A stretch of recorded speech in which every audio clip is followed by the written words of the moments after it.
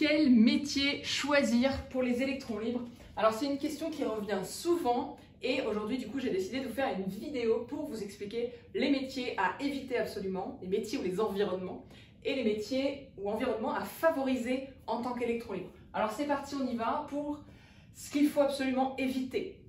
Donc les métiers bureaucratiques, tout ce qui est administratif, process, en tout cas dans la mise en place des process, généralement ce n'est pas des choses pour vous, ok? Votre manière de fonctionner en tant qu'électron libre ne va pas coller avec ce type de métier, donc tout ce qui va être contrôleur de gestion, secrétaire administratif, assistant administratif, les métiers de gestionnaire de paye, RH, je ne les connais pas, tous les métiers administratifs, mais voilà, toutes les choses lourdes, avec une hiérarchie, avec une grosse organisation, il vaut mieux éviter, ça ne correspond pas à votre mode de fonctionnement.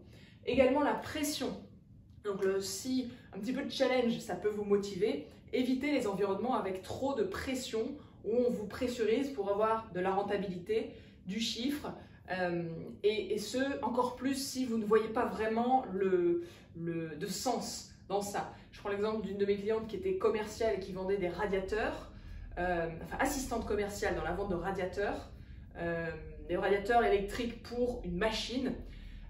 Non seulement c'était hyper ennuyeux pour elle, et en plus ça lui mettait la pression de devoir faire du chiffre sur en plus un truc dont elle ne voyait pas vraiment le sens pour elle.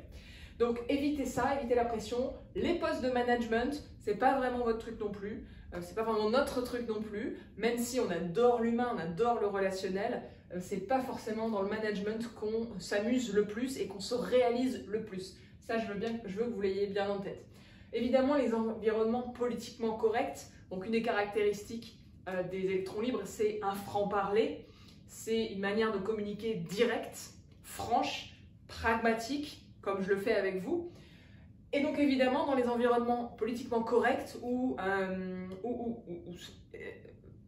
j'en perds mes mots, dans les environnements politiquement corrects, donc dans les grandes entreprises, où il faut être en costume, où il faut être selon un certain dress code, où il y a des pratiques, des choses qui se font, qui ne se font pas, des choses qui se disent, qui ne se disent pas, ça c'est à fuir, hein, parce que ça tue en fait votre créativité et qui vous êtes à l'intérieur. Je dis pas que c'est pas bien, je dis juste que pour vous et pour nous, c'est vraiment pas un endroit où on va pouvoir se réaliser pour du coup être pleinement nous-mêmes et exploiter notre potentiel d'électrons libres. C'est pas là qu'on a de la valeur ajoutée, on va le voir après quand je vais vous donner des pistes. Les métiers évidemment sans contact avec les autres aussi, électrons libres égale très bon relationnel, donc vous me squeezez tous les métiers qui sont sans contact avec les autres. On revient un peu aux tâches administratives, aux tâches de process, à la logistique. C'est pas ce qui va vous épanouir le plus. Et évitez aussi les métiers très abstraits sans résultats concrets. Vous avez besoin de voir les résultats de vos actions et de vous sentir utile, mais du coup de voir que ce que vous faites, ça a un résultat concret.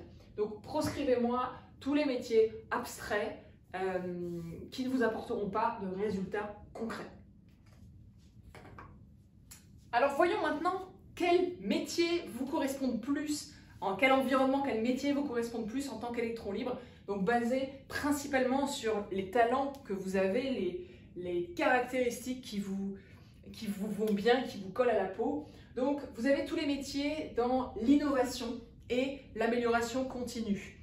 En fait, ce qu'il faut comprendre, c'est qu'une de vos forces, c'est d'arriver à penser les choses différemment, de trouver des solutions, d'avoir une capacité d'imaginer les choses pour qu'elles soient différentes de ce qu'elles sont actuellement. Donc une capacité à vous projeter et à avoir une vision différente de la norme et du coup une vision innovante. Donc tous les métiers qui ont attrait avec l'innovation, l'amélioration continue, c'est des choses dans lesquelles vous pouvez avoir une vraie valeur ajoutée.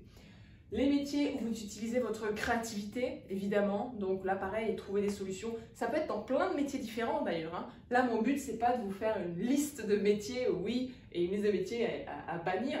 Vous voyez bien que c'est pas des métiers que je vous liste ici, c'est plutôt des missions, on va dire. Donc les missions qui sollicitent votre créativité, créer quelque chose, Par exemple, organiser un événement, ça sollicite votre créativité. Organiser la communication d'une entreprise, c'est pareil. Donc voilà, cherchez des environnements où votre créativité va être mise en valeur. Le relationnel, évidemment, en tant qu'électron libre, en principe, on a un bon relationnel et ce relationnel, alors un bon relationnel, oui et non, ça dépend avec qui, mais si vous apprenez à mieux vous connaître, et pour ça il faut faire un travail sur soi avant, mais c'est ce qu'on fait d'ailleurs dans le programme, mais si le relationnel ressort parmi vos talents, sachez vous appuyer dessus et notamment tous les métiers de l'accompagnement. Donc ça peut être des métiers dans le bien-être, ça peut être des métiers autour de la psychologie, du coaching, de la sophrologie, ce genre de choses.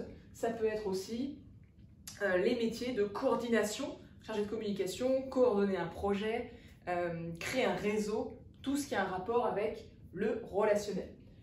Transmission d'espoir et de positif aussi, parce qu'une des caractéristiques des électrons libres, c'est, comme je le disais, de voir les choses différemment, d'avoir de nouvelles idées, de nouvelles solutions, et des fois traiter un peu de bisounours. Mais dans le bisounours, il y a justement ce côté positif, apporteur d'espoir. Donc, les métiers où vous pouvez transmettre, que ce soit par conférence, que ce soit en créant des vidéos, que ce soit de quelque manière que ce soit, c'est quelque chose qui va pouvoir à la fois vous nourrir et apporter de la valeur. Et enfin, dernier aspect, l'aspect qui est un peu lié à celui-ci, tout ce qui va être recherche sur une thématique pointue qui peut vraiment vous intéresser, vous passionner. Et là, vous savez que vous êtes inarrêtable sur une thématique qui vous intéresse. Donc, ça peut être intéressant aussi de voir quelle thématique vous avez envie d'apprendre pour ensuite la retransmettre d'une manière ou d'une autre. Et ça, ce sera quelque chose qui sera, a priori, assez plaisant pour vous. Donc voilà, la recherche et la transmission d'un savoir. Ça peut être prof, ça peut être conférencier, ça peut être... Il y a plein de manières de transmettre. Voilà mes électrons libres, cette vidéo qui vous donne un aperçu des métiers à fuir et des métiers à privilégier.